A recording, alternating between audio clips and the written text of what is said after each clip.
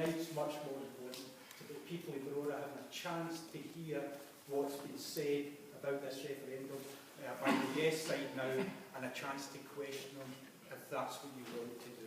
Just one last thing though, I would have chaired the yes-no debate. I was asked how did I feel I could do that if I'm now chairing the yes, and I do live in a house that's got yeses on it. Can I say that chairing a debate isn't about you and your personality? It is about quite clearly being impartial and giving people the opportunity to speak. And if it had been 4 yeses and 4 noes, I would have been impartial in that respect. As I will be tonight, it's not about me. It's about our speakers who've come along, and maybe I could just introduce them to you. In my immediate right is Gail. She's a councillor for Wick, elected in the 2011 by-election. And what I found interesting looking at the profiles there was that you took a 17% situation in 2007 and the by-election turned in 47% of the vote. What that means to me is big differences can be overcome. So I'm looking to hear how Gail helps us in that one tonight. Next to Gail's Graham Phillips. He's our East Sutherland and Edderton councillor. One of the areas that he's involved in the council is planning, development and infrastructure in the community. I think that would be really helpful because if we're successful in elections 1 the 18th, then we're able to look at how we plan the way forward. So we're looking forward, and hopefully Graham can look at questions there.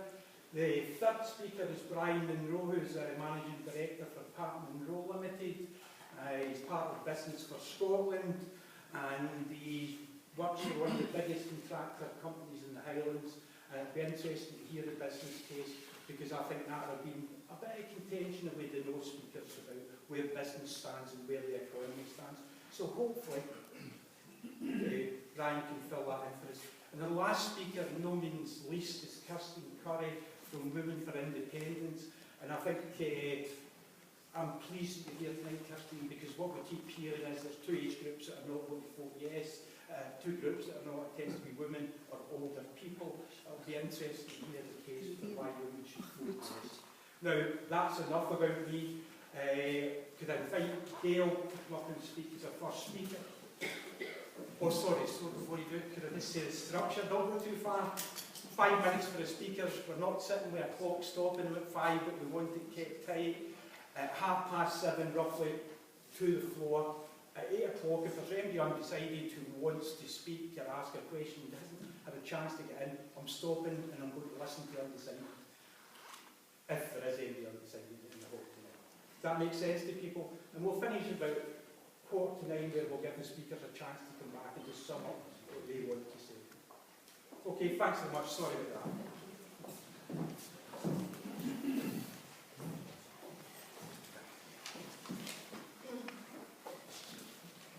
Ladies and gentlemen, thanks for inviting me here tonight. This referendum is an historic first. It's the first time in history that the people of Scotland will get to exercise their sovereignty. By voting in this referendum, you have the chance to change the course of history. It's a massive responsibility and it's a great privilege. On the 18th of September, you will be asked one question: should Scotland be an independent country? And I believe that the answer to this is yes, and I'll tell you why. An independent Scotland will get rid of Trident, and for this reason alone, I would vote yes. Nuclear weapons serve no legitimate purpose, they are completely immoral, and when confronted with any of society's real threats, i.e. terrorism, cyber warfare or climate change, they are completely irrelevant. Not only do nuclear weapons kill indiscriminately, but the radioactive fallout means their effect has no geographical boundaries. Not only is this obscenity completely immoral, it's also unbelievably expensive. Currently, Scotland spends £163 million a year servicing these weapons of mass destruction. Money that could be spent on 3,880 nurses or 4,527 teachers. It gets worse. As you probably know, Trident is due to be renewed, and the Westminster Government has backed a vote to renew it by 409 votes to 61, even though polls consistently show that we don't want it here in Scotland. At a cost of over For Scotland, that's an extra £84 million a year. Just think what we could be spending that money on instead. We do not need nuclear weapons, we should not have nuclear weapons, and independence is the only way to get rid of them. So that money can be spent on weapons of mass destruction, yet the UK is the fourth most unequal country in the developed world. 1 in 5 of our children live in poverty. The top fifth of people in the UK earn around 14 times that of the bottom fifth. The 5 richest families are wealthier than the bottom 20%. The average price of a house in London is £570,000. More and more people are turning to food banks because of the damaging welfare reforms coming from Westminster. The coalition government insists it's getting people off benefits and into jobs. It's not. 80% of people hit by the bedroom tax, which, by the way, most of our MPs opposed, but we still got it forced upon us. 80% of the people affected by that are disabled people. Now, the Trussell Trust is the organisation running the food banks, and I don't know if any of you know, but the Highland Food Bank is one of the most used ones in the whole of Scotland. And they are on record saying the following: a lot of people are struggling to meet their heating costs. It comes down to a choice between heating or eating. Now, I can sit up in Wick, and I can look out my window and I can see oil rigs, and I can look out my other window and I can see wind farms. Now, no matter if you agree with them or not, we are a resource-rich country, and in 2014, for people to have the choice between heating and eating is an absolute disgrace, and independence gives us the chance to change that. The latest figures show that Scottish oil and gas production generated £10.6 billion in tax revenues in 2011-12, and that went straight into Westminster's black hole. But yet 3 in 5 of our pensioners are living in fuel poverty. It really just makes it sick. And it goes to the very heart of this union. What union is it really? Constantly, we're told that it's a partnership of equals, that Scotland benefits from having the UK to fall back on.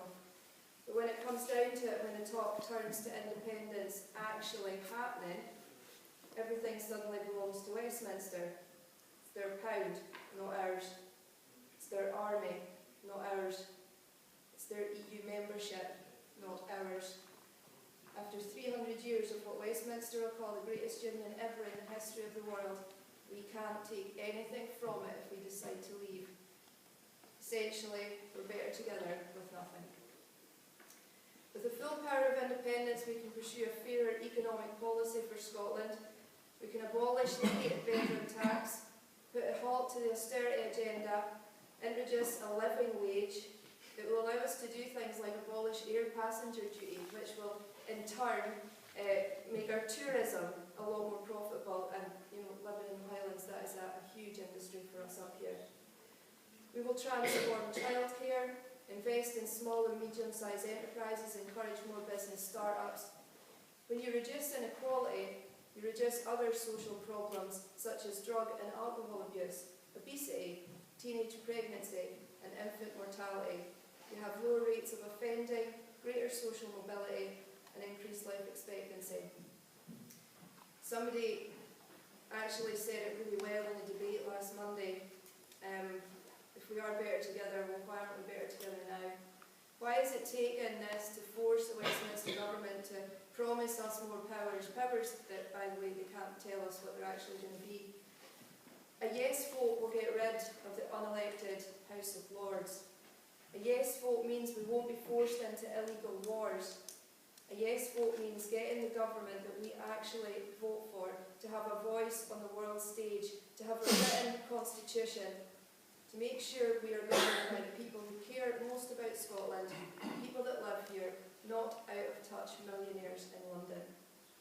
A yes vote is a starting point where the people of Scotland can get together, look at our problems, look at our strengths, of which there are many, and plan for our future. Who do you think is going to make better choices for our children and our grandchildren? Who will use our natural resources best to give us a brighter future? Who will make the right decisions and promote Scotland to Europe and the world? Who will make the right economic choices to avoid the crushing poverty some people are experiencing right now? London or Edinburgh? Westminster or Holyrood? Them or us? A yes vote is not a vote for the SNP, the same as I don't believe a no vote is a vote for the Tories.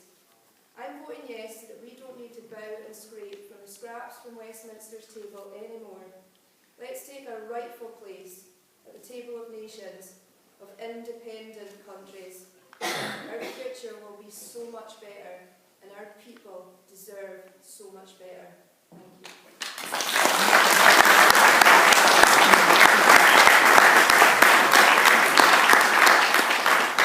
Thanks very much, Gail.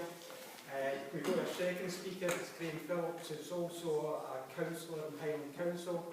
Can I ask you now to speak to Gail?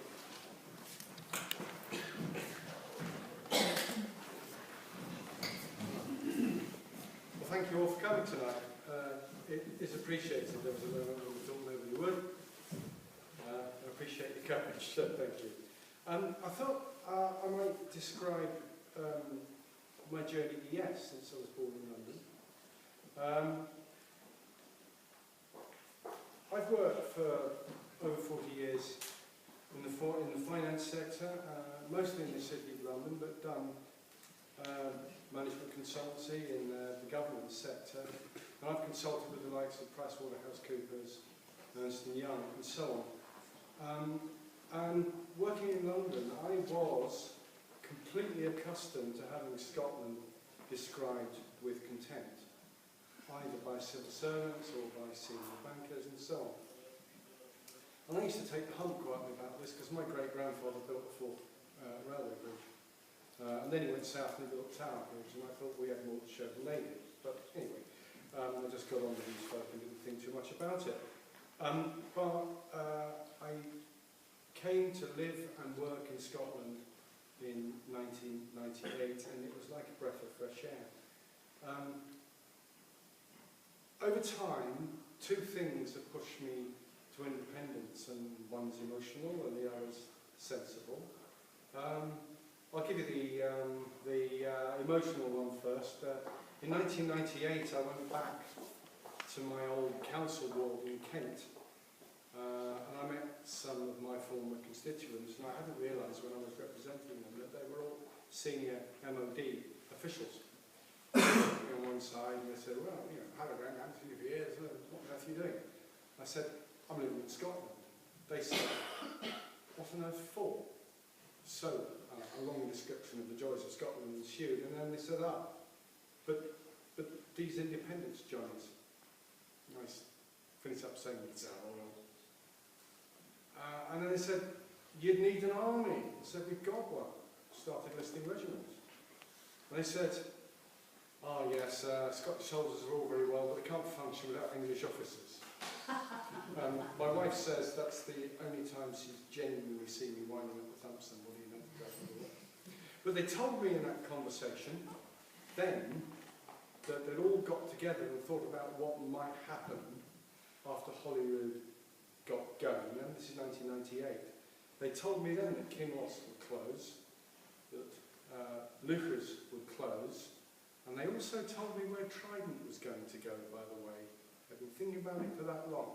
The sensible reason for moving towards independence was I was a member of the Institute of Directors a while ago, and there was a business dinner, and it was an evening with John Swing. We all talked to John for the best part of 3 hours. It was a dinner, but he never ate anything. He never went political once. He had such a grasp of the Scottish economy and where Scotland can go as a nation. I thought, you'll do, that'll do, and I went out and I joined, I'm afraid, the SNP the next day. But it's a combination of love of country and hard economic sense, because you've got to have a good economy. Now, in my opinion, in my experience, Scotland and England are very significantly different. Scotland marches to the beat of a different drum, and somebody once asked me out of the blue to say what I meant by that, and I thought, well, Scotland's a place where if you fall down, somebody picks you up. and in parts of England, will stand in your face. Now, if I look around Scotland now, and as Gail was saying just now, we are officially around the 8th wealthiest country in GDP per head of the OECD. The question is, do you feel actually that wealthy? I rather doubt it, I don't. When I look, I see a low-wage economy, I see food banks, I see children going to school who haven't eaten, I see bedroom tax and people being driven out of their homes. Most important, I see coming down the line the destruction of the health service, and I'll just spend a moment on that. In 2012, the Westminster government abolished for England and Wales the universal entitlement to free healthcare. Just abolished it. Now they're in the middle of negotiating. You'll hear people talk about TTIP. It's the Transatlantic Trade and Investment Partnership. And it's allowing for NHS to be privatised in a way that cannot be unravelled. And although Westminster likes to say it's entirely within Scotland's control how much is spent on the NHS and so on, in practice, in England, they are moving towards a two-tier privatised, paid-for health service, and that will reduce the amount of money that the Westminster government spends on health, and that will reduce proportionately the amount, if we say no, that comes to Scotland for health. And if there is one reason I can think of to vote yes, it's to avoid the Westminster-led destruction of the NHS. And as somebody said in The Guardian yesterday, the UK is a dysfunctional, corrupt and vastly unequal place. Why would anybody want to be tied to that? And lastly, I went out to dinner last night with a long-standing friend who's a Hollywood actor. You might have seen him in the West Wing. I haven't seen him for a couple of years. And he and his wife are over here for the Tame Sheepdog trials. So we met at the Doncaster Hotel, and they came in festooned in yes badges and bracelets and things. And they said, is this all right? They said, we know you're interested in politics, so we haven't seen you for a couple of years, and we weren't quite sure what side you were on. I said, don't worry, we're getting the happy badges out of the pocket. But when you're American and you go to the sheepdog trials, you find yourself talking to people, and people say, what are you, American, wearing yes badges for? And he said, look, you want some advice? He said, if you have the opportunity to gain your freedom without firing a shot, without throwing one single stone, you don't take it, more fool you.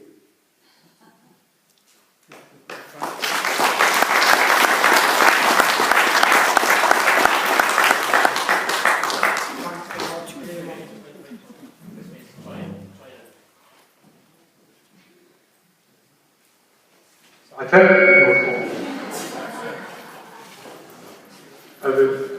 think we turn that down a bit. Can people hear me? What? George, you're sorting that for us, are you? Okay, we'll only be a second. I was mega impressed by Graham there. He asked me if he could go beyond these 5 minutes, and I was expecting him to run to it, but he stuck straight to the 5 minutes he was allocated, so thank you. Our next speaker is going to be Brian Munro. He's, as I said already, he's the managing director of Pat Munro Limited, and he's business for Scotland. And I'm hoping, Brian, that this is working as I go over to it. George? Yes. Are we back to normal? We're back to normal, are we?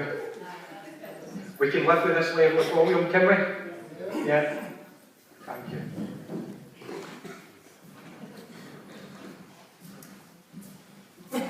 I'll just test this out first. Is that okay? That's not too bad. I'm so pleased they got the mic on for my turn. My name is Brian Munro. I'm Managing Director of Pat Munro, a multidiscipline construction company based in Highlands. We employ about 140 people and quite a few subcontractors beyond that. I'm here representing Business for Scotland. Business for Scotland are a non-political business organisation with people from all kinds of backgrounds. We're all from the Scottish business community, from small business owners to senior managers in large organisations. And we really only have the same common belief that from a pure business perspective, the best solution for Scotland out of the referendum is to vote yes.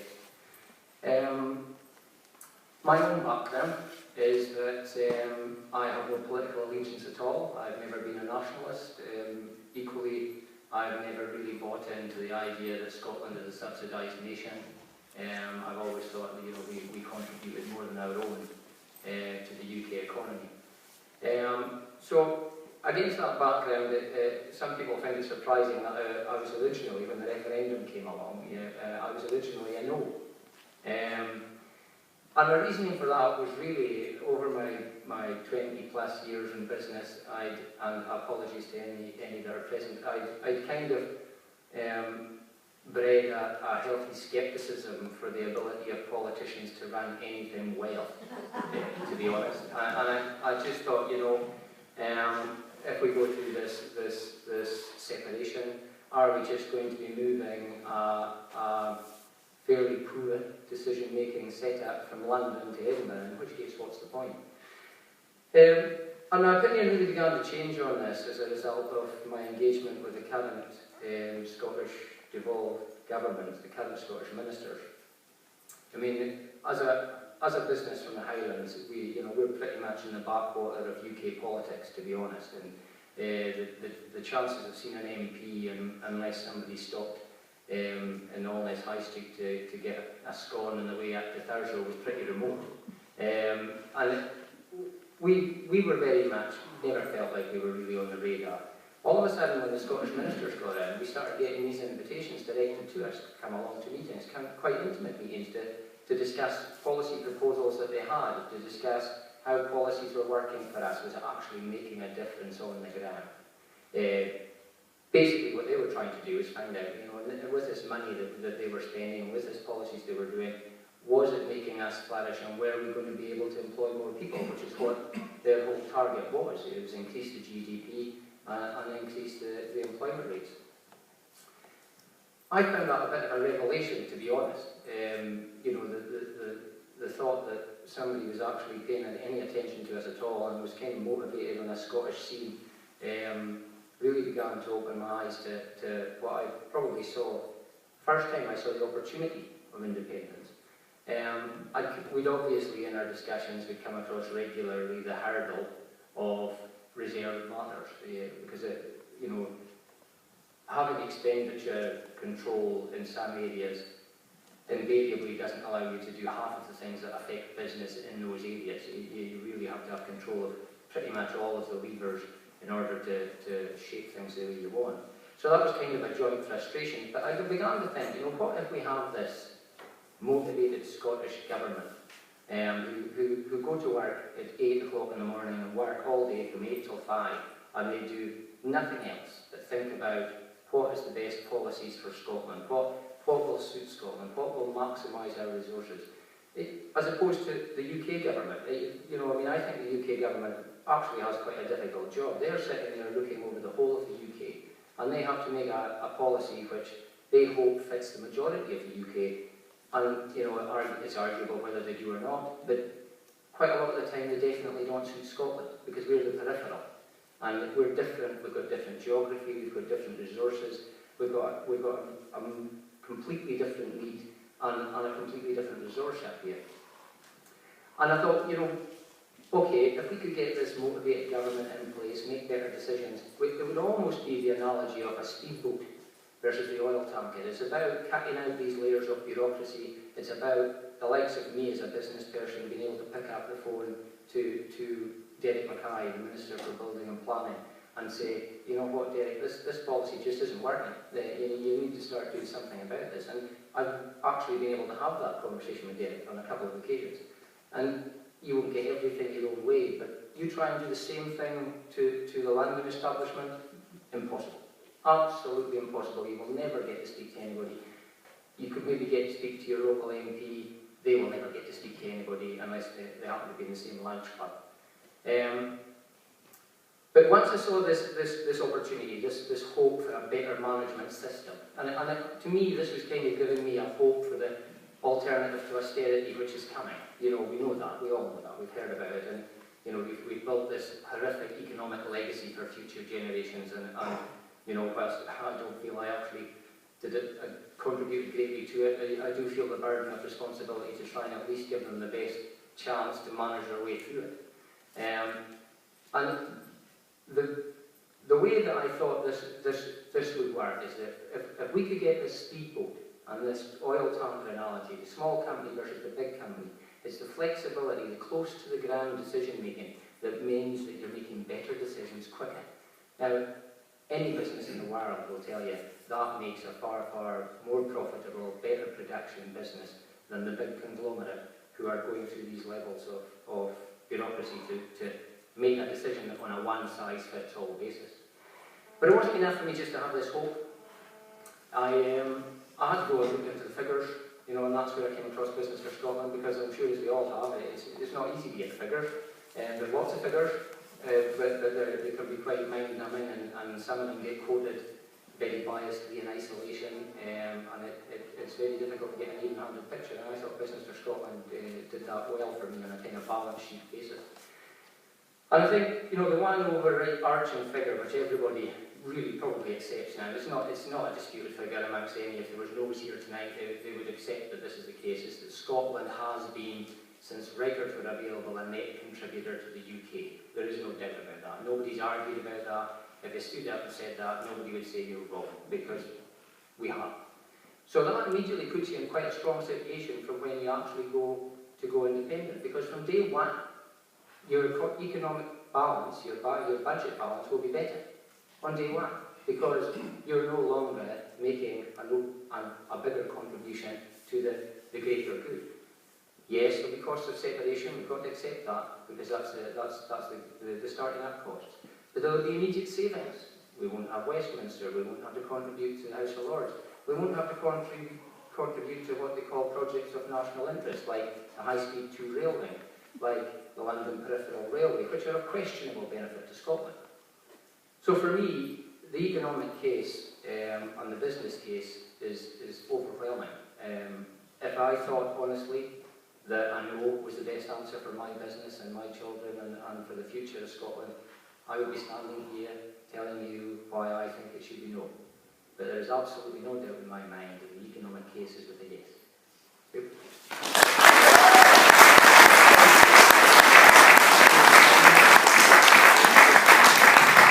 Thanks very much, Brian. That was interesting to hear what the economic case and the business perspective is. Last but by no means least, can we hear from Kirsten Curry from Women for Independence? Kirsten.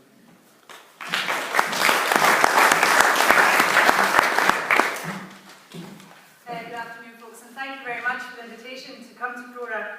I don't think I'd ever thought in my lifetime I'd be in Brora talking about independence, so it's one of my big dreams. Thank you very much. I'm going to tell you a little bit about some of the reasons why I'm voting yes. And I have to say that if I was given a chance, I'd probably be here till the 18th telling you all the different reasons why I'm voting yes. But I'm going to stick to just a couple. The first one I want to share with you is a bit of an embarrassing story. I was just before Christmas last year. I was driving along the edge of the Property First to my parents' place, who just live outside of Invergordon. And I'm driving along, and unfortunately no other radio station was working, it was only MFR, so we just had to listen. Driving along, looking out at the oil rigs, it's dusk, it's quite a kind of beautiful picture I'm painting here, it's a pretty sight. And on the radio comes the advert for the Cash for Kids appeal for Bring a Pound to Work Day. And why was everyone in the Highlands being asked to bring a pound to work? So that children in the Highlands, in Brora, in Invergordon, in Golspie, in Tane, in every community in the Highlands, this money could be dished out to them so that they were going to school this winter with jackets and scarves and gloves and hats. And at the same time, I'm looking out into that firth at billions of pounds worth of oil investment. That's wrong. That's sick. 1 in 5 children in our communities are growing up in poverty, and it's not poverty like, oh, they don't have the latest trainers. Actual, real poverty. But yet we have this massive resource that we are not allowed to tap into properly. That most of it in the 70s was given off to the Americans because, do you know what, we really can't work out how you do all these complicated things with the oil. So we better give it to them and they can do whatever they like with it. It's absolutely ridiculous. It's sick and it's wrong. And voting yes, of course, on the 19th of September, when that vote is declared, magically those 1 in 5 children will not suddenly not be poor anymore. But it will give us the power and the opportunity to actually do something about it. Now, I'm sure if my colleagues from Back Together had been here tonight, they would say, oh, but you already have the power in the Scottish Parliament and you've done nothing about it. And I'm very angry about all the things you do because you're trying to make our country better on purpose. It's frankly what you keep saying to me, and I'm finding it really offensive now.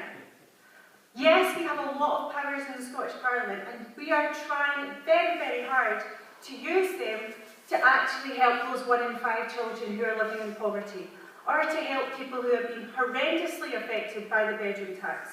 The Scottish Government is paying that for people, but we're paying another government for the policy that the other government changed if we had all of our money from our resources to spend in a way that was actually applicable to children here, to families here, to change a society from something that is not doing well at all right now to something that has some hope for the future.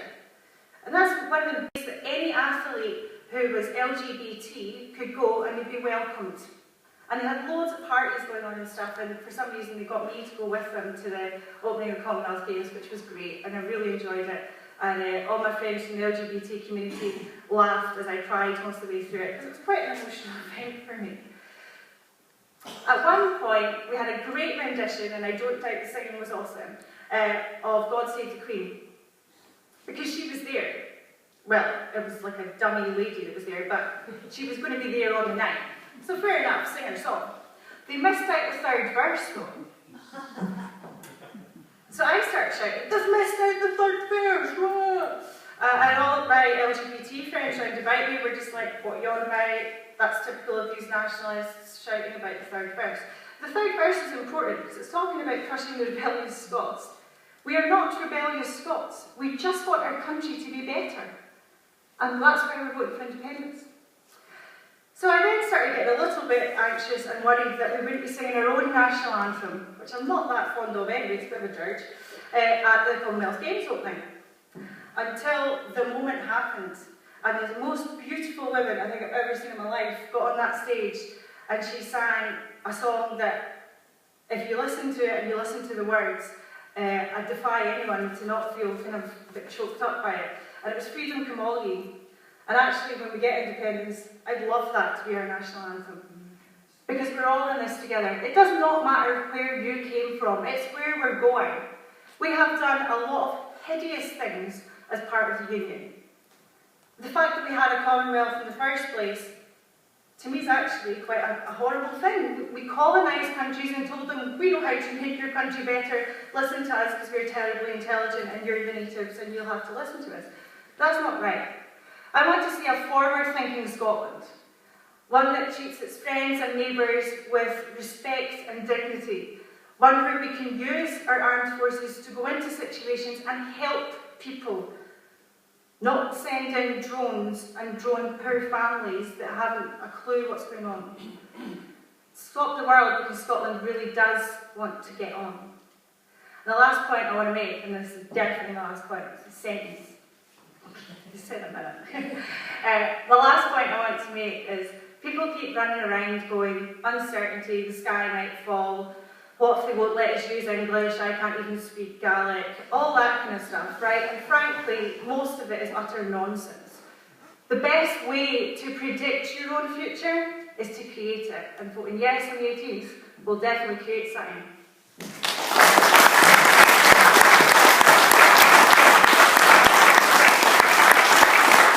Thanks very much.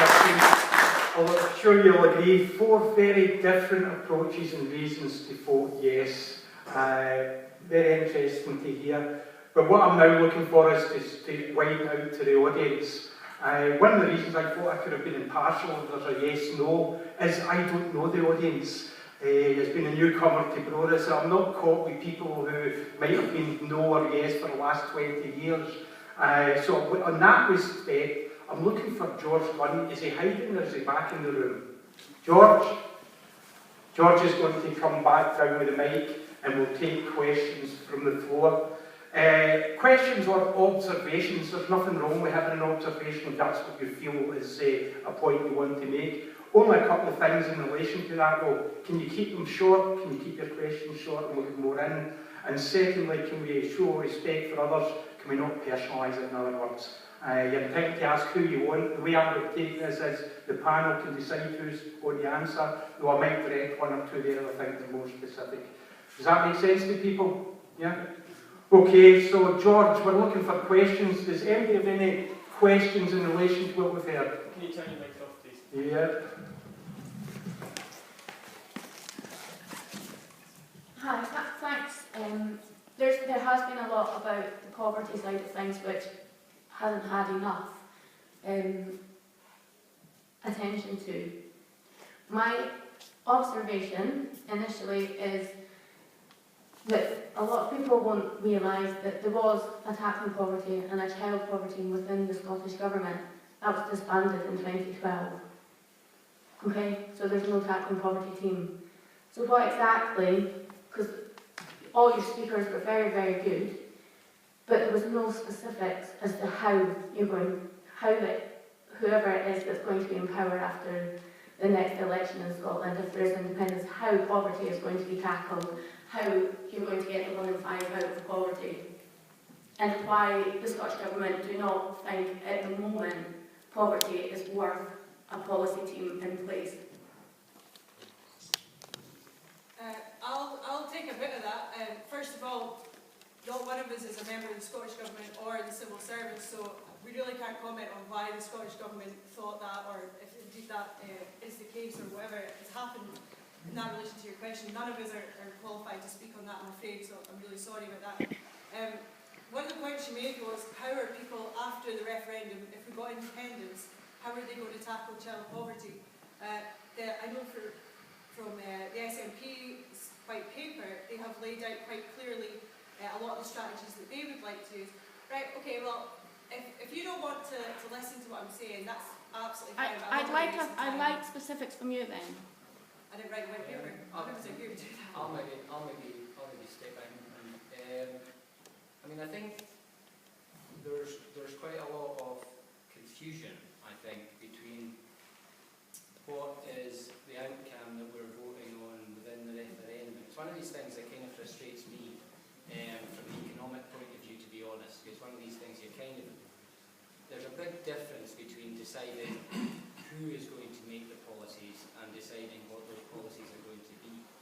I mean, poverty in any form is a horrible thing, and I would hope it would be a priority of any government to abolish it. The problem, I think, is that nobody knows the future. You can only really judge people on what the past history is. Now, this is stretching from my economic remit really, but if you look at the EU statistics on the top 10 richest and the top 10 poorest regions in Northern Europe, the very, very richest, and surprisingly to most of us, will be London. And I have the statistics here, and even with the map. 9 out of 10 of the top 10 poverty areas of Northern Europe are in the rest of the UK. 9 out of 10. Now, for me, that is an indication of how the Westminster government treats their own people who don't have oil and whisky and don't have the luxury of being able to generate these revenues. And my real worry is that if we don't step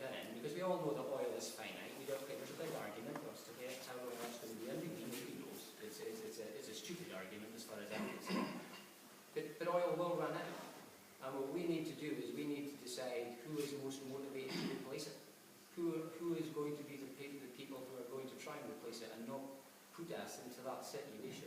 So I think, for me, and I know this isn't maybe an answer to your question, I'm sorry about that, but for me, the question is, who do we think is most likely to make policies to actually address poverty? Is it based on the historical performance of the UK government? It's not there. Based on the performance of the independent Scottish government? We don't know, because we haven't voted them in yet. But could it be any worse? I don't know if that's what they're looking for. And can I come back and think about what you're looking for? Well, stop thinking, what specifically are you thinking about in relation to poverty? We've heard your point, which I think is the right point. Sometimes the SNP government doesn't always get it right. But how do they take it forward? Graham, you've got thoughts on that? I guess I've been, admittedly within the council and on different topics, I've been looking at strategic things lately, and it occurs to me that when you look at a particular problem, like poverty, and you say, well, how am I going to deal with it? You can't just say, poverty is bad, I'm going to tell everybody it's bad and it will get better. You find yourself dealing with a number of separate strands, and you have to work on all of them. And I wasn't party to the conversations that led to the poverty unit being wound up. A very small units very often don't achieve what they set out to do. And I suspect it's been replaced by a theme which runs across a number of policy areas. Because the kind of things you have to think about if you're trying to deal with poverty, there's people who are poor for a variety of different reasons. So you'll find yourself at different times thinking about wages and whether the living wage is high enough, or whether we are actually forcing people to live in what's called working poverty because their employers aren't willing to pay them enough. So there's a policy issue there.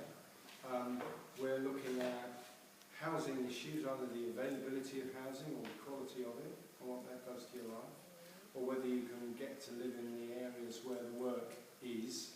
You might wish to move, but you can't. We could be looking at pensions. We've got the lowest bar one in the industrialised world, and older people are really struggling to get basic shopping done. And there are things we can do with independence to increase the amounts paid on the basic state pension. There's education and there's training for work, because people might be poor, because they're unemployed, because they can't get a job, because they might have school, or school wasn't right for them, or the training wasn't available where they were. Or it could even be you live in Hampstead and you couldn't get a bus to get the training course you need, and then now you can.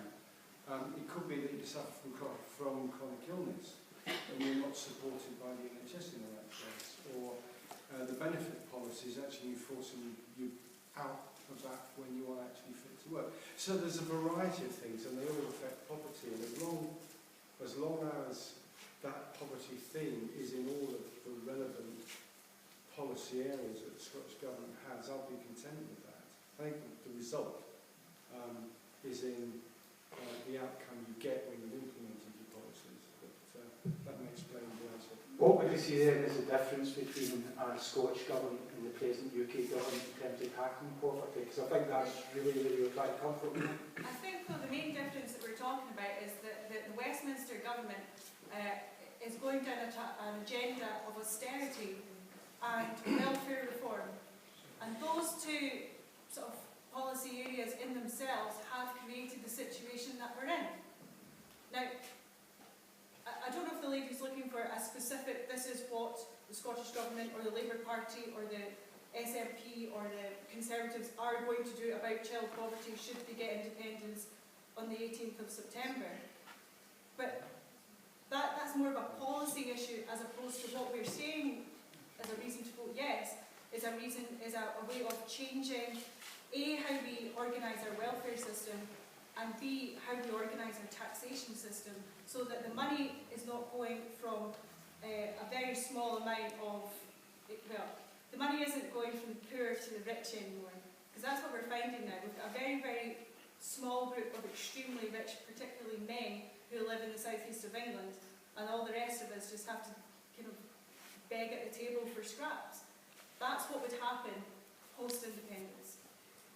Hopefully that's answered your question, or do you something more specific you want to ask?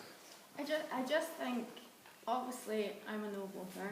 I'm possibly in the minority here, but I just think I used to be undecided, and there just doesn't seem to be any concrete plans of how we are going to survive as an independent country. See, can I just come in there? See, if you honestly believe that the UK system is going to come through for the poorest people in our country, then I have absolutely no qualms. That is a perfectly valid reason to go on, completely. I'm going to sit back now because the mics are back on. I don't know how you keep doing that to me. Yeah, I mean, concrete plans for how we can cope as an independent country. You know what? There's no certainties. There's no certainties with either of these votes. You have to look at the judgment, look at the people who are telling you and telling you what they think, and ultimately you have to think, which one do I believe will actually deliver for Scotland? That's where it came back to my whole, the motivation of the Scottish ministers. I was really blown away by it, not being an SNP person. That's not something that came easy. But I think at the end of the day, we do know the past history of the UK government. We know where their priorities lie. As I say, I'll give you a copy of this map. London is an economic black hole. It's almost now self-perpetuating. It's almost now getting to the point where it's going to take something monumental to stop it. Since the economic recovery in 2012, 80% of jobs that have been created in London. It's not good. It's worse. It's getting. The idea of independence, it might not be perfect, but what else is there? Where do we go in order to try and fix this if we don't try and take a step and really move forward from there? Okay, I'm going to stop here. I know maybe isn't your answer, but you have the chance to be heard, and I think they tease it out with people. Any other questions? Can I pass up, please? It's not a question actually, but I've lived in Brora for 27 years, and in that time I reckon there were maybe 200 to 300 jobs down in the village. And for me, we need a plan, and we don't have a plan. There isn't a plan. There has never been a plan. So that's why I'm a yes voter, because I want a plan. Okay, could I shake that a wee bit in your question? Thank you very much. I think given where we live and the nature of the Highlands and the communities around about us, what would be the yes perspective on a plan for the local communities? Do we have that? Well, just recently, the Scottish Government have published their Scotland's Future Connecting Rural Communities, and I'm yet to see Better Together's answer to what they've come forward with.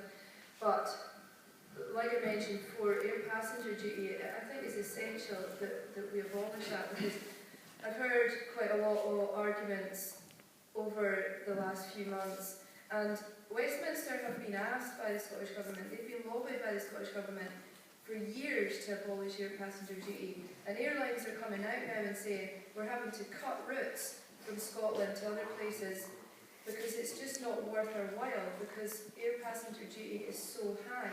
It adds on hundreds of pounds to the cost of a holiday when you fly from Scotland. So if we abolish that in all our airports, then we could attract more tourists here. You would get more flights in and out of Inverness. They would come up to the Highlands because, let's face it, it's a beautiful place to come on holiday. We all know that. There are other reasons.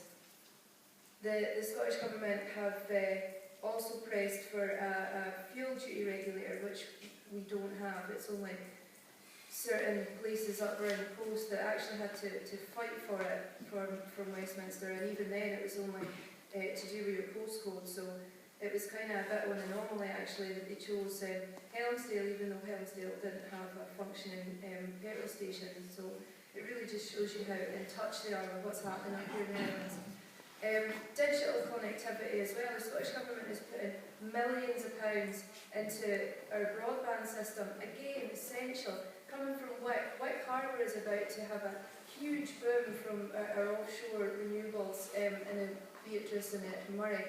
And one thing that SSE said to us when they came and they had discussions with Wick Harbour is, this is what we need. We need office space, we need car parking space, we need to know that we've got staff that we can employ, and believe me, there are a lot of unemployed people in Wick that would jump at a chance to work in that industry. We need a helipad, which is done because we've got an airport, and we need fast broadband. Now, it's coming, it is coming, but that's something else that we can use our wealth that is going to come economically from an independent Scotland, but it gives us a choice. Right now, we're so tied by Westminster policies, and we were talking about poverty, and we're talking about welfare reform, and we're talking about a bedroom tax, and it's these things all together that eradicating poverty is not something that's going to happen overnight, and it's huge in the Highlands. But giving us independence and the choice over our economic policy and things like our fuel duty regulator and things like money to be able to spend on our roads, because Scottish Government has promised to Julie line between Edinburgh or Perth and Inverness, it's going to take years and years.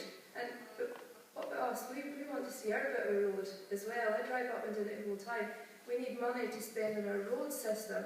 There are so many other things that Crown Estate, that's an absolute essential thing that we get money from the Crown Estate. Right now, all the seabed leases around the coast for things like fishing, renewables, salmon farming, mussel fishing, all those sorts of things. When the fishermen take out leases, or when the renewables company take out leases, the money goes straight to London. Why can't we keep that money here in Scotland where we can make it work for us? And that is one of the things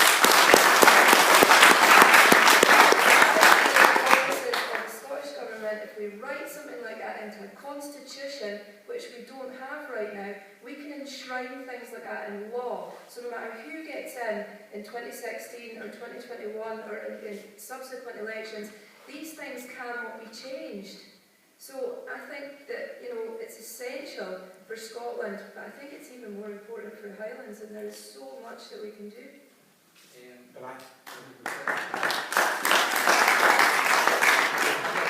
Yeah, once again on the kind of business theme, I always feel a wee bit kind of mercenary coming in off the back of far more worthy discussions, but it's my bag, so I'll apologise for that in the first place. I mean, I think one of the great things, Business for Scotland held a Vision for Scotland event in Edinburgh, and you know, hundreds of business people attended that event, and the whole idea there was actually to think about how can we rethink the entire economic system of our country in order to maximise it. How can we take best practice from all of these different other countries who are doing really well?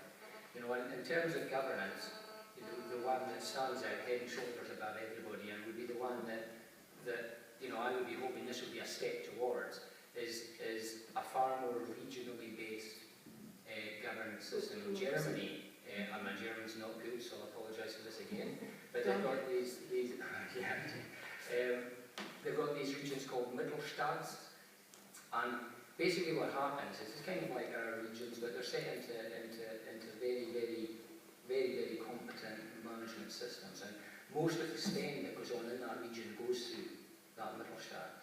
But not only that, they get a fixed tax take on every tax raised in that area to spend in the area. So, for instance, I can't remember all of the percentages, but I know for income tax they get 75% of the income tax raised in that region. So, when you do something well, when you do something good, you get the money back. When you create jobs, you get the money back and you spend it. That motivates people. Everybody then is sitting there going, you know what, if we get this, we can get this new primary school. We can do all that stuff. And I think, for me, that's the model I think we should move towards. I very much see independence as the first step to something that could be much, much better. I'm sure. Can I say one more thing about a plan? Oh, I'm sure you can. Yes.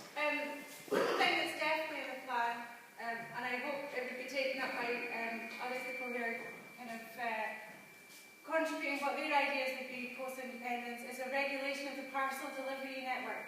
In the 1990s, Westminster decided that they'd open it up to competition that they made sure that there wasn't a universal service obligation. So same with our mobile phone companies, they do not have to provide the same service to everyone in the country. There are thousands of small and medium-sized businesses in the Highlands that if they could provide the service that they're doing, be it Angora wool, be it lots of small crafts that are going on throughout the Highlands, if they had decent access to proper broadband and a regulated parcels delivery service that wouldn't charge them a fortune to get their stuff in and out, then we'd see real economic growth in our small communities in the Highlands.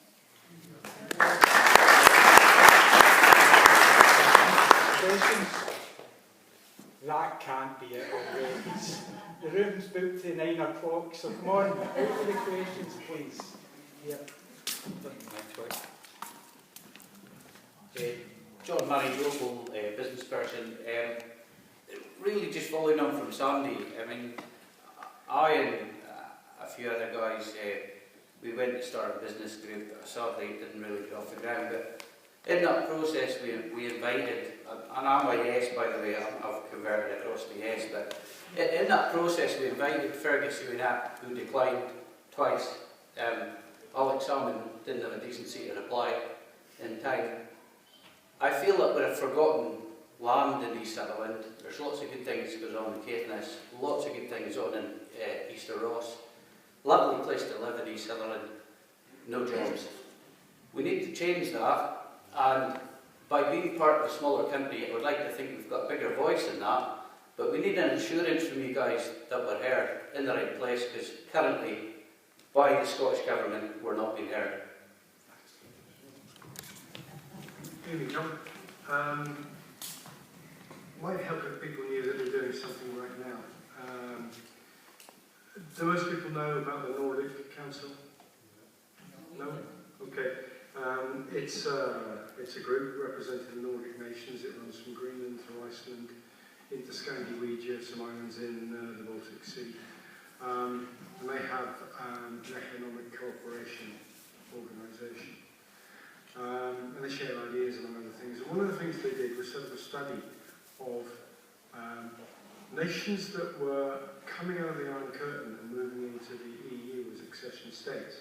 And as you know, if your economies and your legislation is not aligned with EU practice, then you have a fairly lengthy accession process to go through.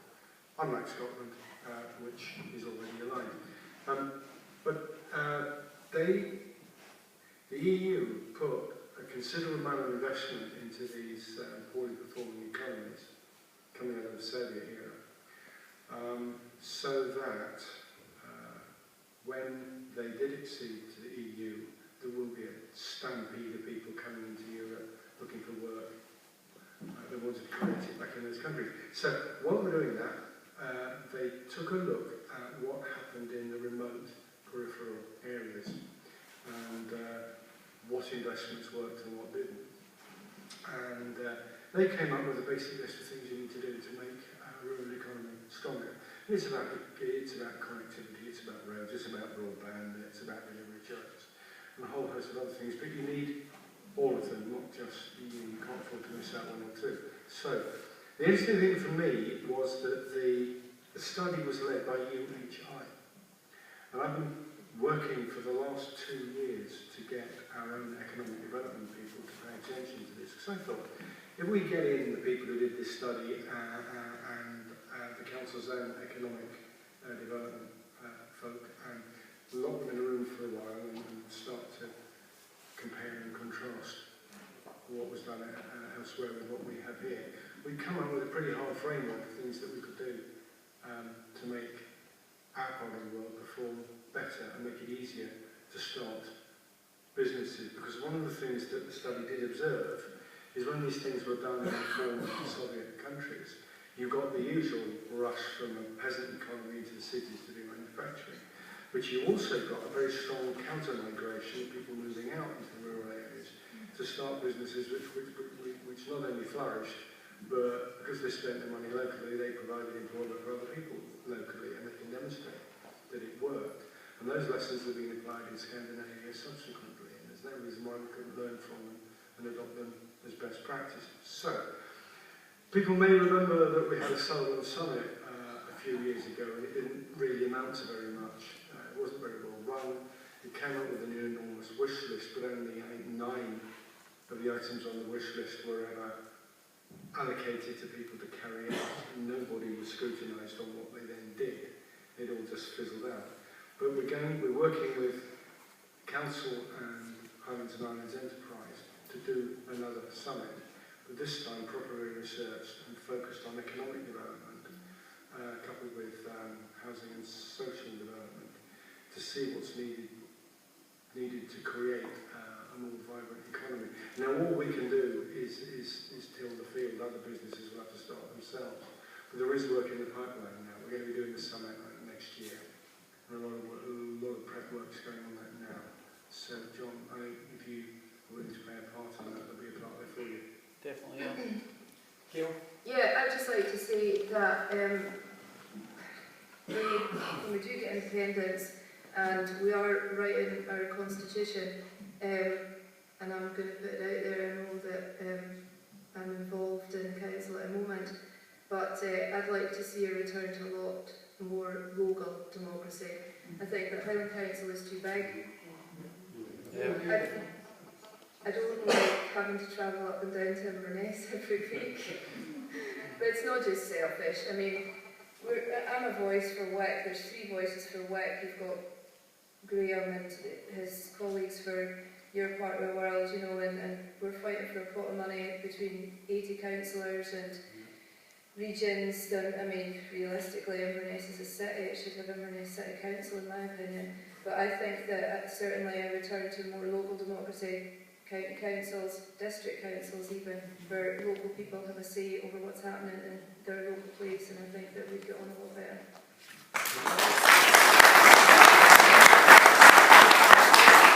Hopefully happy with that answer, John, because you've been invited on your committee as well, so something to look forward to, I'm sure. Okay, any other questions? Would it be in order to ask John, you said this, sorry,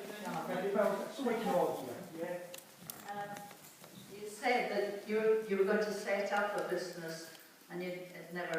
No, it was a business group. I see, but what help were you expecting from Alex Salmond or from the Scottish Government? We were just wanting them to actually come and see the problems that we have and the land. We wanting to asset map the opportunities that exist within East Sutherland. We've a business park in Golspie that's got fibre optic broadband riding right next to it. We just need the connection into it and can open up all new businesses. Abattoir site in Dornoch. Brora is in not a good place right now, and really show them the problems that we're up against. Did you speak to your MSP? That was a waste of time. Pardon? I think our MSP would be very offended at that. Well, Well, can you kill us so we don't personalise it in any way? Is there other questions, please? Bill Honeyman, resident Brora. We can hear you, Bill. Okay, thank you. If we're getting told that in Scotland we have to reapply to get back into the EU, if that's the case, would the rest of the United Kingdom have to do the same? Yes. Can I take this one? Yes, sure. We'd have to do the paperwork, certainly would. But Jean-Claude Juncker, who's the new commission of the new president of the EU Commission, he's already on record as saying that Scotland will be a special case. And I said earlier that the accession program, the accession process for new countries from out with the area can be quite long. But the reason for that time is you have to pass a lot of laws, usually, to align your legislation with the way the EU does business, and to align your monetary policies in the general economic management with the way that the EU does business. Now, we've already done that. We're members of the EU now. And don't know how many people have got one of these. Hands up. Who's got one? Yeah? Or a driving licence? Yeah. Now, if you read it, it's got EU on it. EU citizen. There is actually no provision in law for anybody to be expelled from EU citizenship. So whatever happens to the Scottish Government, you're all in anyway. But in practice, there is some practical administration there to be done, because we would get more members of the European Parliament, and they will get a lot fewer, and we'd have to rearrange things like the fishing quotas in our own better interest and stuff like that. But there is no doubt at all that Scotland would just stay on as a member of the EU. Everybody is utterly confident about that. I think the no side are making hay with the fact that we'd have to do the paperwork and turning that into a letter to apply, and you might get in rubbish. I mean, from the business perspective, I would agree completely with that. The truth is there is no rule in the EU rulebook to cover this situation, because we are a first, potentially. But you have to look at what they've done historically when they've not had a rule and they've had a member who's doing a first. And really the only one you can go back to is the German reunification. There was no rule to deal with that. In theory, the unified Germany didn't meet a whole raft of the criteria that were in place at the time that would have allowed them to be a member of Europe, because they were taking on a very poor country indeed. Rules were rewritten because the bottom line was nobody wanted to see Germany out of the EU, because they were contributing. They were contributing deeply, and everybody is so meshed in the EU now. I mean, there are so many things that are so intertwined, like the negotiation of fishing quotas, like the routes to get to fishing waters, which have been negotiated through us, like the fact that we're a net contributor to the EU, and they've just done this horrific negotiation of their expenditure for the next 5 years, which took them, I don't know how many months of negotiation. They're not going to reopen all of that just because Scotland decides to have its own representation. Can I say one more thing, which is relevant to this? It's been argued sometimes that the Spanish would veto Scotland becoming a member. The Spanish foreign ministers made it quite clear that as long as we go through the proper referendum process and the negotiations are conducted in the manner that the Edinburgh Agreement says they will be, Spain has said it has no objection to Scotland remaining a member of the EU, and it's nothing to do with what they've got going on in Catalonia. There is one other thing we ought to think about, because membership of the EU has been worth an awful lot of money to Scotland. Any piece of infrastructure you see around here has got European stars on it, and we remain a good beneficiary of the EU. There is a pretty even chance that after independence, the rest of the UK might have a referendum to withdraw from the EU, and if that referendum were held, it looks like the English vote will vote to come out. Now, an awful lot of businesses are in the UK because they want to trade within Europe. Rolls-Royce have already let it be known that they would move north of the border if the rest of the UK withdrew from the EU. And you've got the likes of Nissan and Toyota and Honda who are looking very closely at where they manufacture. And there's every reason to suppose that if that occurred, we could have an inward once more. We could have more manufacturing in Scotland, simply because England is stupid enough to put out of the EU. Thank you. See, before we come to any other questions, our next question I'll come over here in a minute or two. One of the things we were hoping to do is if there was any undecided voters who had a pressing question that would help them to think about their position, that we were going to give a wee slot in it. Now, one or two people said to me, I'm deluding myself if somebody's going to, I think people are going to declare themselves undecided. Is there anybody who's undecided who would like to ask a question? Is there anybody undecided? Well, I'll come back to you in 10 minutes. Up here. Yeah. Sutherland. I'm a local resident, I've been all the way. Everybody seems to assume that just because we vote yes, we will be automatically out of the EEC. Now, as I understand it, if you are in an organisation, be it a club or whatever, out of that, you have to resign. You don't get expelled unless you've done something horrendously against the rules. Now, in that case, if we vote yes, we will not be out of the union. We would have to apply to leave the union, the EC union. Would we not? I think that's a very good way of putting it. But, you know, as far as we can see, and there's an awful lot of legal advice behind this, Scotland becomes independent, no other decision being taken by the Scottish Government to wish to leave the EU, membership continues. We just have to do the admin. Okay, other questions?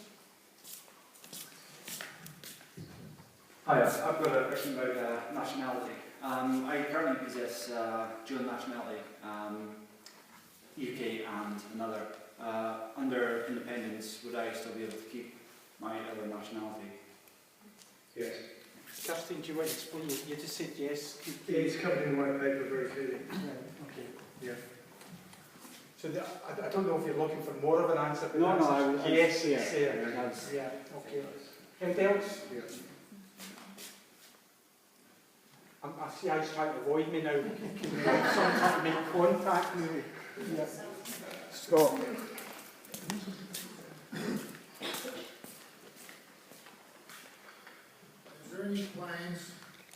Is there any plans to abolish this 0 hours economic slavery thing in the future? Because it's unworkable. I'm unemployed. You get sanctioned if it's coming in. You'll get sanctioned if you don't accept a 0 hours job. And with a small family, I cannot do that. You know what I mean? I'm going to be between a rock and a hard place. I mean, from an economic viewpoint, you know, I mean, the 0 hours contract situation, the fact that that's been allowed at all is really horrific. It's not something that anybody should be accepted to sign up to. Unfortunately, as a business, I have to say I don't have any 0 hour contracts, so I could speak from a moral high ground here. Unfortunately, whilst we allow these things, there will always be businesses who will take advantage of that, you know, in order to get good resources for as little as they can possibly commit. And these are all policy decisions that really you would think a Scottish orientated government. I mean, I don't know how everybody else is. I mean, I think we have more of a social conscience. We've always been happier paying a little extra for the care of our elderly. We've always felt that there should be a fairer distribution of wealth. And you know, and we have to vote people in who do that. But the great thing is that after independence, if they don't do it, we don't vote them out. At the moment, we can't do a thing.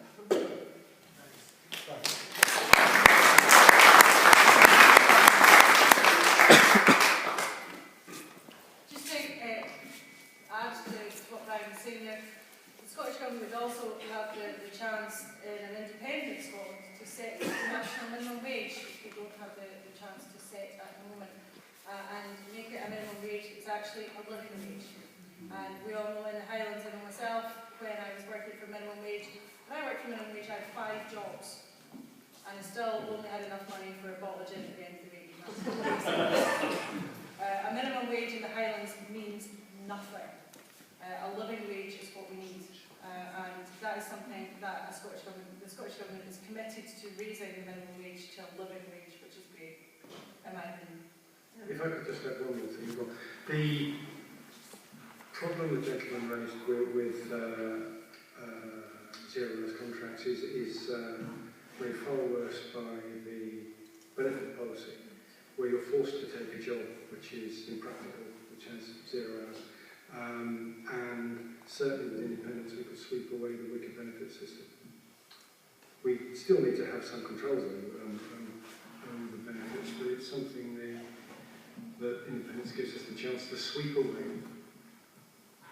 You want to come back into an observation? Yeah, no, it was just about the living wage. I think, in theory, a living wage is a brilliant idea.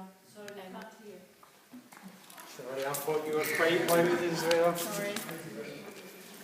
I think a living wage is a brilliant idea in theory, and it is something that companies should work towards. How would that affect small and medium organisations that couldn't afford to pay the extra £1.20 or whatever it is between the national minimum wage and the living wage? I'll take that one.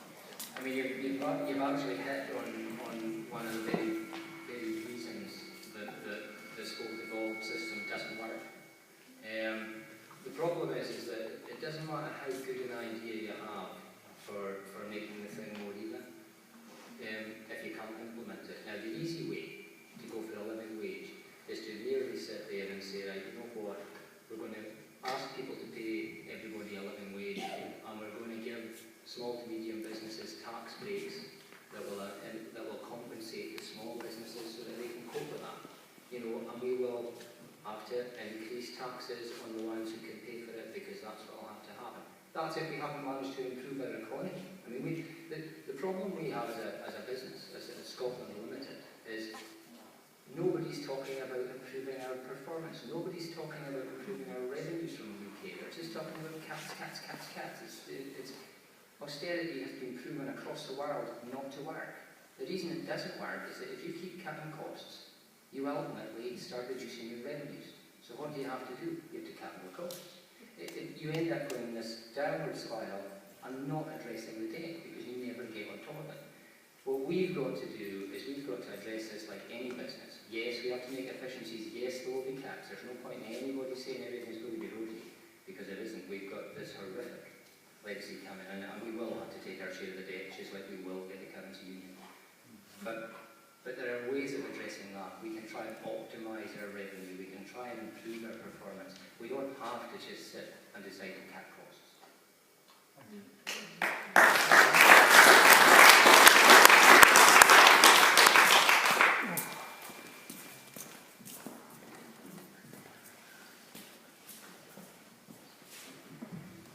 Going back to the currency union, the North Side are saying that we can't use it, but I think they've been proven to be liars, because countries like Ireland and all the other countries have used it. So why are they saying that we can't use it? I mean, yeah, it's, you know, from day one, when George Osborne stood up and said, if you leave the UK, you leave the pound, anybody who knew anything about financial markets was aghast. It was such a blatant lie, and there hasn't been a lot of lying in this campaign. What there's been is a lot of deceit. There's been a lot of deceit. There hasn't been lying. What they do is they cleverly take a figure and they put it out to you, because they're not stupid. They don't want you to pick up on a lie, because that undermines the whole argument. So they'll pick one figure. They'll say, well, Scotland spends £1,200 more in public spending than the rest of you. Absolutely true, you can't deny that. But we put in £1,700 more per person than the rest of the UK. And they missed that bit in, because that is giving too balanced a picture, which will actually make you realise that actually we're not subsidising anybody. And the currency was exactly that. You know, you walk away from the UK, walk away from the pound, nonsense. Anybody can use the pound. And in actual fact, if you look at the currency options open to Scotland, there's absolutely no doubt that what they're now calling, they've got to find a buzzword, but they're now calling sterlingisation, which is using the pound without the approval of London and without the debt, because we legally have no obligation to take this debt, is by far the best solution for independent Scotland in economic terms. Miles better. We immediately saved £5 billion a year in interest payments. It would free us from a debt burden forever. They say, oh, but then you'll be a pariah in the international borrowing markets. Nonsense. Standard & Poor's, one of the world's leading ratings agency, have come out and said that Scotland on its own would absolutely get the highest rating of credit rating of any country, better than the UK's. So our borrowing would be less. We wouldn't be able to borrow gargantuan sums, but I think they've all realised that's not a good plan anyway. You know, we don't want that. We want to borrow little amounts that we can use to move forward. You know, the currency union, regardless of what we think, the currency union will happen. You know, regardless of it's better for Scotland not to have it, it will happen, because what's not been addressed on the other side is the rest of the UK ends up with a massive Tenancy Union, immediately their debt to GDP ratio goes from 91% to 100%. Now that doesn't sound like much. In currency markets and credit markets, that's catastrophic. Their cost of borrowing will go up, mortgages in the rest of the UK will go up, and it may well be that everybody thinks, well, okay, you know, that's tough. But it's not good for us either to have a neighbour that's in economic trouble, because that always affects a neighbour. So because we've got inter-trading borrowing, because they're our biggest export country, and we're their second biggest export country, everybody's interest is in stability, and they will, this is all political nonsense, and they will absolutely go for it. But they'll call it something else. Oh, you're not called a union, no, they call it something completely different, but it will be a union. The currency league of friends, I copyright that. I'm just going to make a wee bit of a statement, and I'm going to contradict something that you said there. And you said that there hasn't been a lot of lies, and it's been more deceit. Well, I watched that TV debate last Monday night when Alistair Darling looked those people in the eye and said that the NHS in England wasn't being privatised. And that was a complete lie. So they are big lies. On a balance point, though, there's been lies on Alex Salmon's side. Can I come in here, because I haven't got an axe to get in? In my experience, I've come from a no. I was a no, and I've come to a yes. I once again, not meaning to offend anybody, I have a healthy distrust of politicians. I think spin is a very nice word for deceit. And I have absolutely no doubt that politicians on any side would put spin on whatever they wanted in order to get the result that they want. The difference, in my opinion, in this occasion, is that the yes side don't have to. The facts, as I see them, the economic facts, everything is running with a yes vote. It honestly is running with a yes vote. They don't have to do that. What they're telling you is genuinely pretty close to the truth. I'm not saying for dramatic effect they'll churn out some half-truth somewhere, they probably do. But actually, on balance, the truth is with the yes. The no is, that's why the no's always go for these half things about the £1,200. You know, the nonsense in their leaflets about, you know, I'm a teacher and I value the extra spend that we get in our education, so I'm saying no. We decide what to spend on education, and we just get a budget. There is no extra spend coming through, and this is what they do. It's spin, it's politics, and it's really not pretty. Yeah, just to add to what Brian was saying there, I kind of go back to my original point of, yes, we're doing this on purpose, but for something nice. Think what you like about Alex Salmond or the SNP or Elaine C. Smith or whoever it is that the media have decided that we all must burn the witch that day. Nobody is doing this from some kind of mad power ego trip where they'll suddenly become the king of Scotland or whatever it is that people are saying that. People are doing this to make our country better, not for a sinister reason. And if you think it's a sinister reason, I'd love to know what that was actually. I'll just finish up on this, sorry. But, I had a great comment. I've done a few of these things, and I'm not a political person, as you can tell. But I had a great comment, which I thought was the best one, was that, you know, if you're thinking of voting against independence because you don't like Alex Salmond, it's like not buying your dream house because you don't like the wallpaper. You can redecorate once you move in.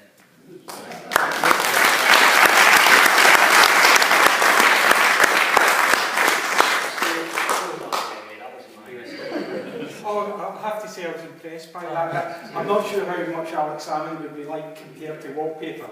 That was struggling a little bit there. Is there any other questions? I think you're just trying to get me fit. It's working.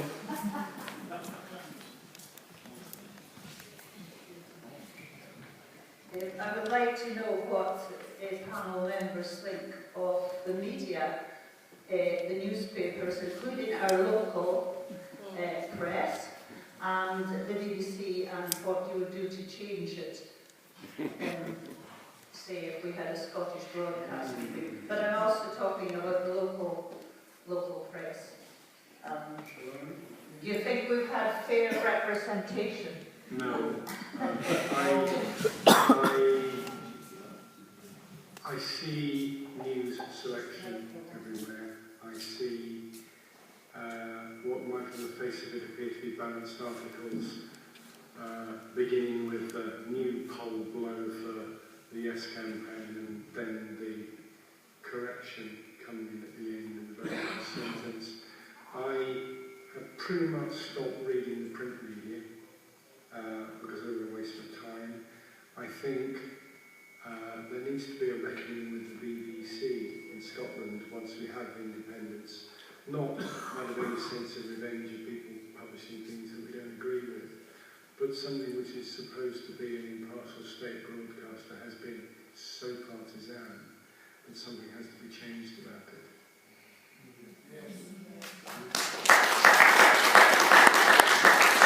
Gail, would you like to come in on that one? It's a bit about just like local media, you were stressing that, weren't you? Yes. Local media, you really know the Times, don't you? Yeah.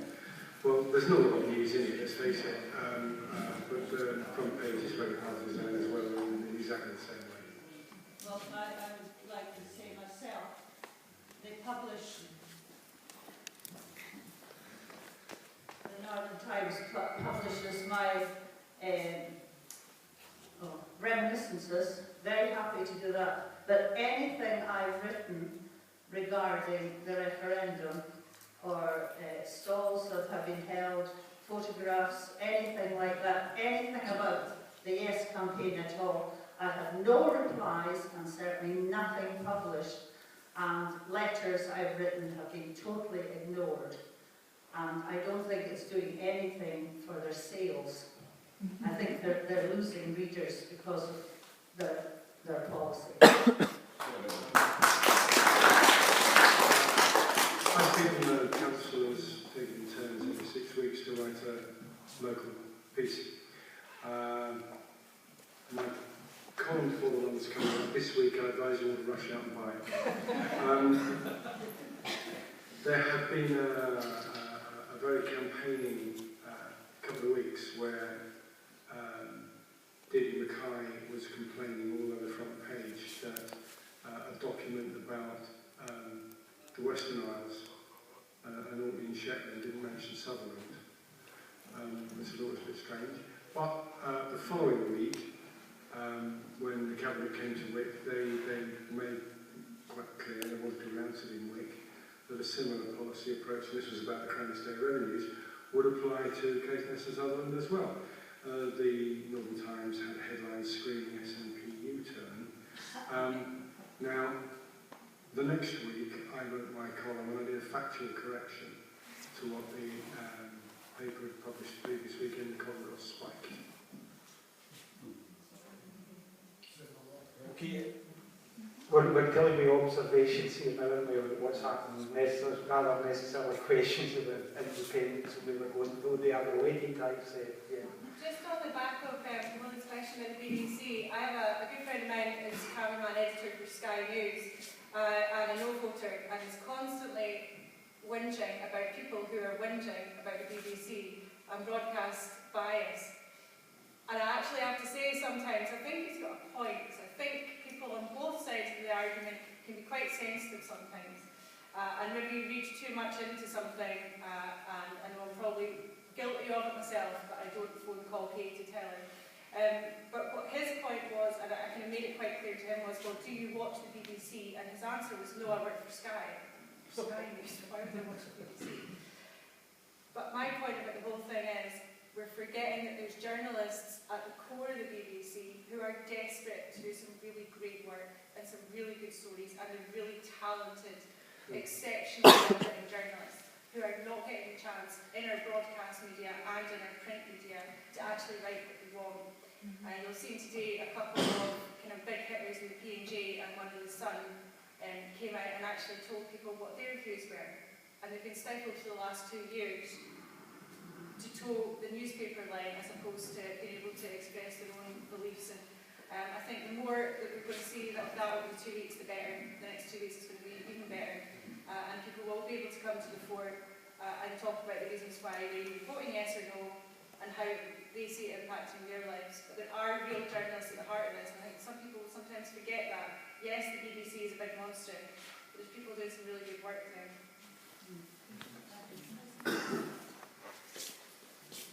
Time's moving on. One more question. We'll have some comments from the panel. Any last question anybody wants to ask? We'll have a last two questions to do with two hands there. Just wondered if the panel had read the Commonweal version of the Society for Scotland, Independent Scotland, which I think is a brilliant vision, and I just wondered if they think it's possible, and if we'll see any of that implemented. Yes, I think it is a fantastic vision for Scotland. I think that it's a society that we should aspire to. It's about equality and fairness, and I certainly would like to see a lot of the things that we talk about implemented in an independent Scotland. I think it's a really good point. Agreed. Thank you.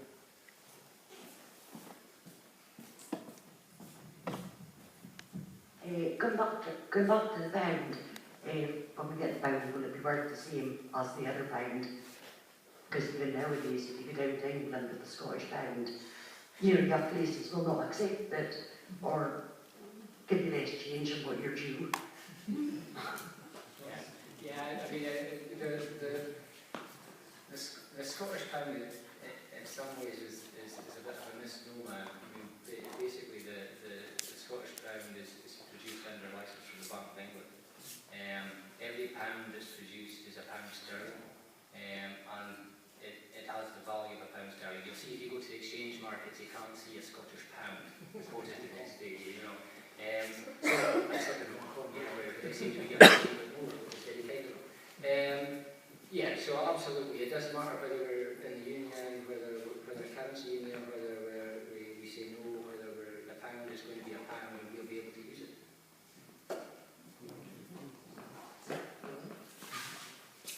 Okay, we're getting towards the end. I have a question that I would have asked if there were 8 or 4 people on the panel, which goes like this. There's 2 weeks to go. What advice would you give to your supporters to be doing over the next fortnight? I think our supporters know exactly what they've got to do over the next fortnight.